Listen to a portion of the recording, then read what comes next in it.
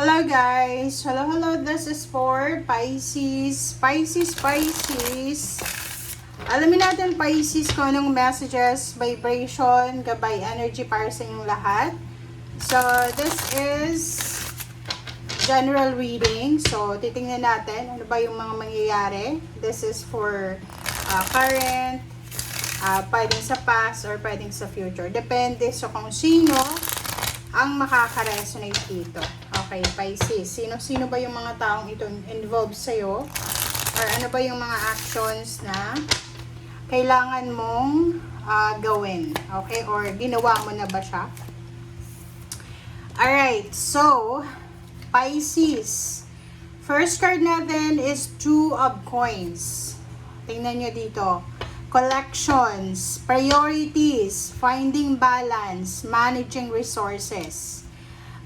Sinasabi ng Pisces na to, so maybe this is start from April 25, 'di ba? So, sinasabi ng barahan na magbabago yung priorities mo ngayon sa usaping salapi. Okay? So, nakikita natin, maybe for several months or several years na hindi masyadong balanse yung finances mo. May iba sa iyo dyan, masyadong magastos, maraming mga unhealthy habits and lifestyle sa finances nyo. And siguro dati, wala kayong masyadong priority sa finances. So, dito sinasabi ng barahan na magsisimula na ngayon, Pisces, okay? Magkakaroon ka ng priorities sa usaping salapi. Another is mahahanap mo yung balanse sa pera. Another is mamamanage mo yung resources mo ng tama. Okay. So, this is the first message. Okay. Ano pa ba, Pisces?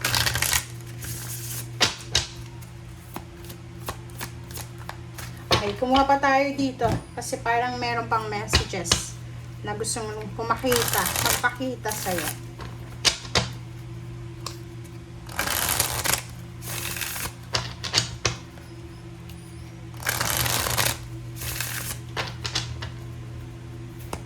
Okay, Pisces, ano ba?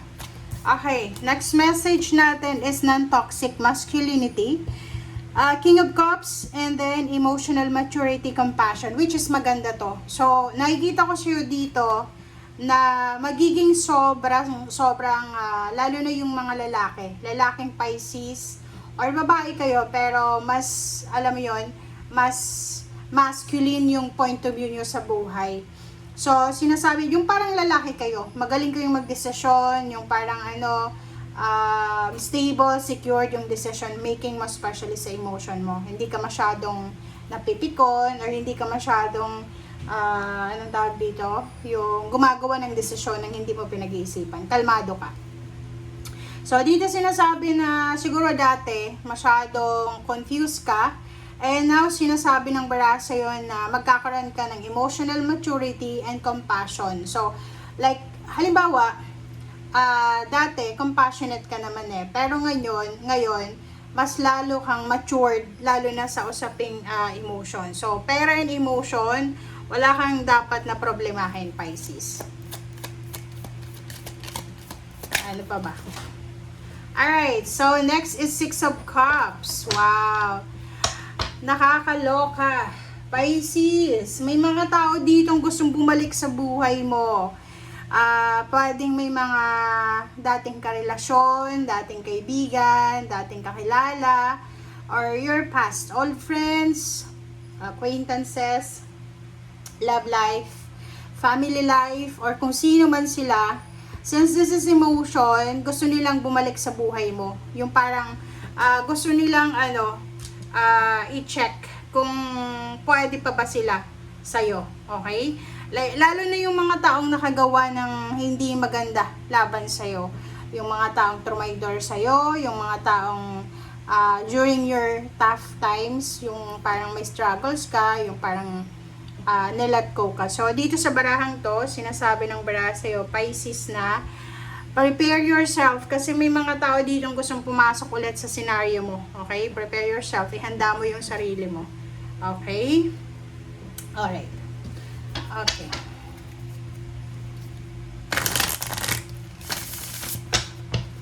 Okay, Pisces.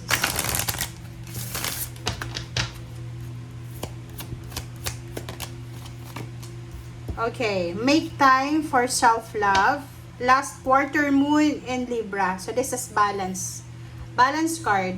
So, sinasabi ng bara sa'yo dito, Pisces, na eto yung isa na magbabago sa buhay mo. Kasi, siguro dati hindi mo mahal ang sarili mo.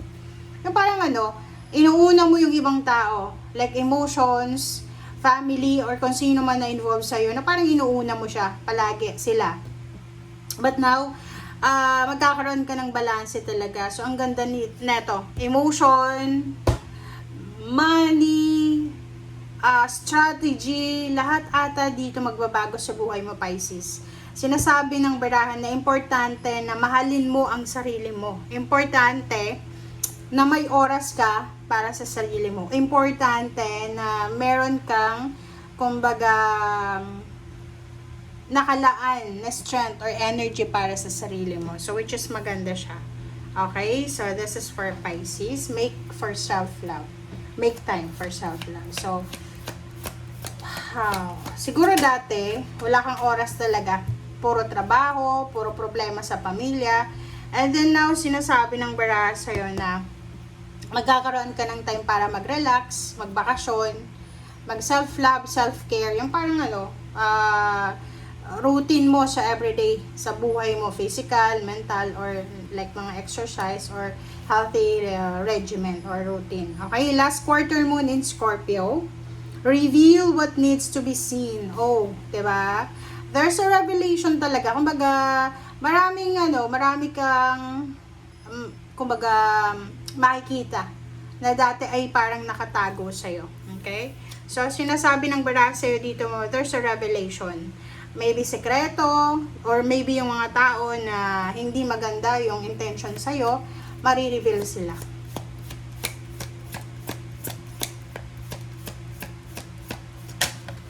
Okay.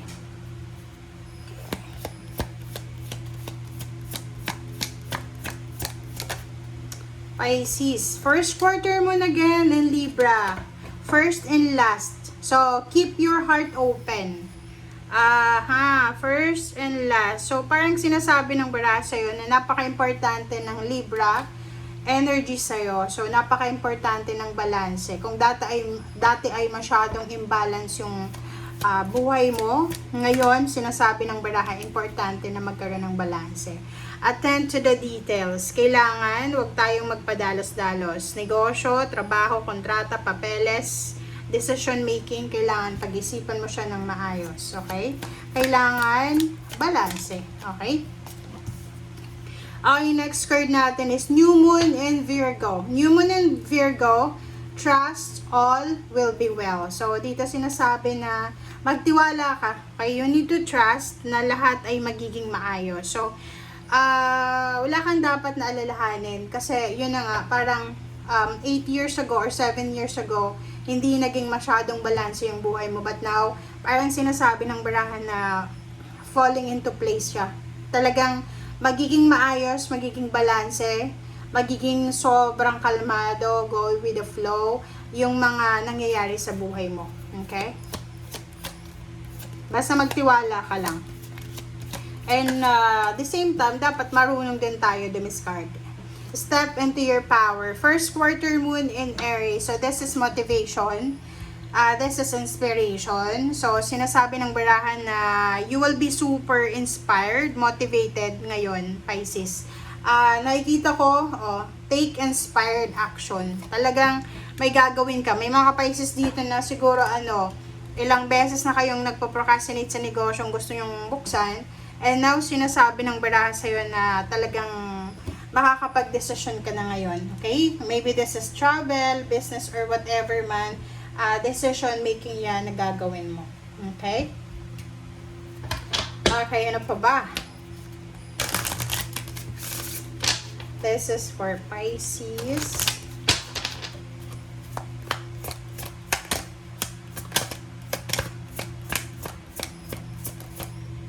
Pisces. Alright. What's the message? The message is from Titanium Rainbow. Okay, multi-facet. Okay, dito sinasabi ng baraha na okay, maraming mga nangyari sa buhay mo, past, present na sitwasyon or person. Like for example, maraming nangyari sa buhay mo na involve yung mga tao sa paligid mo. But ang sinasabi ng baraha sa'yo dito na normal yan, okay? Talagang sa buhay ng tao, marami kang makikilala. Hindi dahil sa yung makikilala mo is parang like magiging parte sila ng buhay mo. No, sometimes may mga tao tayo nakikilala natin because it's part of our journey, 'di ba? Hindi para mag-stay sa atin, like tatraydoren ka or pwedeng gagawan ka ng kwento. So part sila ng lessons mo, okay, ng journey mo. Okay, next card natin is stress reductions and reduction, watermelon, tourmaline, and rose. Love life. So, sa mga Pisces dito, are you single or looking for a relationship? Yun na nga, sa Six of Cups dito, sinasabi, isang bagong relationship, isang bagong love life, or isang mag-ex sila, na posibleng magkita sila, and parang magre-reminisce sila ng kanilang mga emotions, and then biglang makakapag-desisyon na, let's go. Diba? Try ulit natin, baka mag-work na yung relationship natin. Another is stress reduction. So, dito sinasabi ng baraha, which is, lahat ng energy dito, sinasabi na ganun, self-love, self-care. Diba? Sinasabi ng baraha sa iyo, Pisces, na distress your mind. Okay? Distress your mind, body, and schedule as you need to rest, recharge, and revive. So, kahit anong ginagawa mo sa ngayon, are you busy, or talagang gusto mong magpaka-busy? Kasi dito sa barahang to, importante. Napaka-importante, Pisces, na alisin mo yung stress sa isip mo, sa katawan mo, and kung masyadong full yung schedule mo, multitasker ka ba, sinasabi ng barahan na ang pinaka-importante na gagawin mo ngayon is you need to rest. You need to recharge. Revive the energy. Okay? Physical, mental, spiritual, or financial man siya. Kasi sinasabi ng barahan na ano man ang nagdadala sa'yo, Pisces, ng stress, make sure na alisin mo siya. Okay? Alisin mo siya. Tao ba yan? Okay? Tao ba yan? Yung taong yan nagdadala sa'yo ng stress, alisin mo siya. Okay? Ang taong yan nagdadala sa'yo ng mga worries mo, alisin mo siya. Okay? Alright. So, let's clarify. Ano pa ba? Titingnan natin, sino-sino ba yung mga taong involved sa'yo. Okay. Pisces. Okay, sorry. Oh, High Priestess. There's a revelation talaga eh. So, kung makikita mo dito, reveal what needs to be seen. So, may revelation dito, guys. Revelation. Water sign, Pisces, Scorpio, and Cancer. This is your energy. Maraming sikreto ang posibleng lalabas. Information, mag-leak yung information. Like for example, may mga tao na pinagbabalakan kang masama. Mag-leak yung information na yan, mga GC, group chat, or whatever plans. Mag-leak yung information niya. Okay? So, ano pa ba? Kung sino man yan na nagbabalak sa'yo, wala silang magagawa. Hindi magtatagumpay ang balak nila. Puro to water sign, Pisces, Scorpio, and Cancer. So, nakikita ko sa'yo dito, in the near future, okay, pwedeng in few months, maybe 7 months ago, so July, sabihin natin July, or starting July of 2026, makakatanggap ka ng mga offers. Like, for example, friendship, o yun na nga, friendship, partnership, wedding proposal, business proposal, or yung ex mo gusto makipagbalikan sa'yo. Okay, 7 of Pentacles. So, this is Earth signs, Virgo, Capricorn, and Taurus. Nakikita ko sir dito, isang Virgo, Capricorn, and Taurus na posibleng may kasalanan sa'yo. So, pwedeng siya ay may kasalanan sa'yo, pwedeng may utang siya, pwedeng in-scam ka, siniraan ka, or whatever man na kasalanan niya sa'yo. Sinasabi ng baraha sa'yo dito na you have choice kung papatawarin mo ba siya. Pero ang nakikita ko siya dito, maybe this is July. So, July, posibleng makatanggap ka ng message or pwedeng makatanggap ka ng information from, yun na nga, from the earth signs, Virgo, Capricorn, and Taurus, na gustong humingi ng tawad sa'yo or gustong makipagbalikan sa'yo, lalo na kung love life yan. Okay, Hierophants, yun, partnership. Nakikita ko, yung mga tao sa paligid mo gustong makipag-collaborate sa'yo. Hindi ko alam kung anong nangyayari sa paligid mo, but there's so much people around you na gustong makipag-collaborate sa'yo. Gustong makipagkaibigan, gustong makipagrelasyon, gustong makikabit sa'yo. Yung parang gano'n, hindi kabit, attach, parang gano'n. Gustong maging parte ng surroundings mo, parang gano'n. Okay, yun. Same din siya. Nakikita ko sa'yo dito na posibleng ikaw to, Pisces. Nakikita ko sir dito na ihanda mo yung sarili mo. Prepare yourself, Pisces, kasi may mga tao dito, hindi lang isa, marami sila, na posibleng hihingi sila ng tulong sa'yo. Possible na hihingi sila ng tulong financial sa'yo, or posibleng ikaw to, so pwedeng ikaw yung mag-share ng tulong sa kanila, kasi kailangan nila ng tulong, okay? So pwedeng ikaw yung magiging mentor, or posibleng sila yung magiging kumbaga, mentor mo. And yung King of Swords na to, so pwedeng nakikita ko sa'yo dito na ang taong ito na hihingi ng tulong sa'yo ay isang Libra, Gemini, and Aquarius. Libra and Gemini, Aquarius, sila yung mga possible na tao na gustong humingi ng tulong financial sa'yo or gusto nilang humingi ng assistance, protection. Kaso lang, there's a tower here, mag-iingat ka. You need to be careful kasi may mga tao dito na sinasamantala yung kabutihan mo. So, maging matalino ka kasi ang nakikita ko sa'yo dito, yung pera na parang involved dito, posibleng hindi yan totoo. So, posibleng ma-scam ka or posibleng ikaw ay ma-involve sa mga illegal na gawain ng mga taong yan. Okay? So, you need to be careful. Diba? So, yun. Pisces, sinasabi ng bara sa'yo na you need to be careful. Kaya nga sinasabi niya ng Two of Coins na huwag masyadong maglalabas ng pera.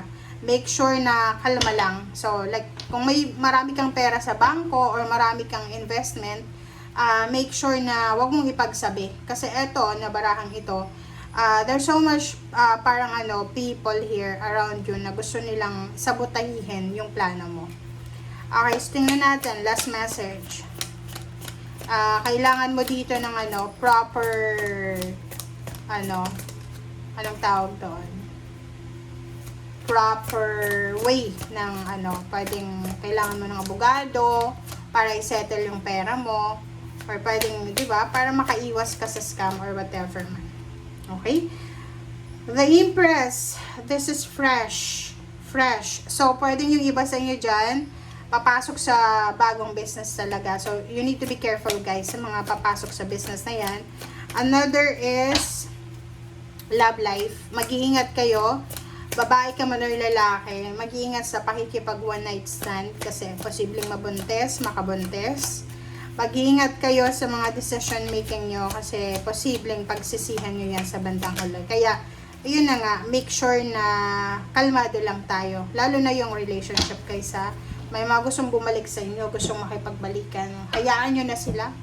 Diba? Huwag na kayong makipagbalikan. And, sinasabi ng bara sa'yo, mas mag-focus ka daw dito sa bagong darating sa'yo. May darating sa'yo na dalawa yung Two of Coins mo, end and beginning. So, sinasabi ng bara sa'yo na isang bagong priority or maraming priorities ka na i-consider ngayon. Mahanap mo yung balanse, mamamanage mo yung pera mo ng maayos. And, sinasabi ng baraha, makakapag-save ka ng pera. Magkakaroon ka ng, ng motivation na i-keep mo yung pinagpaguran mo, parang ganyan. So, nakikita ko yung impress dito. You're super, talagang impress ka. May impress ka talaga sa sarili mo. Okay? And at the same time, yung impress na to ay sobra siyang, alam mo yung sobrang taas ng pangarap niya. Na willing siyang mag-aral, pag-aralan, yung isang skill or kung ano pa man, para makuha niya lang kung ano yung gusto niya. So like dito, gusto mong pag-aralan kung paano balansehin yung salapi, yung in and out. So nakikita mo naman na yun yung focus mo ngayon. Okay? Thank you guys. Bye!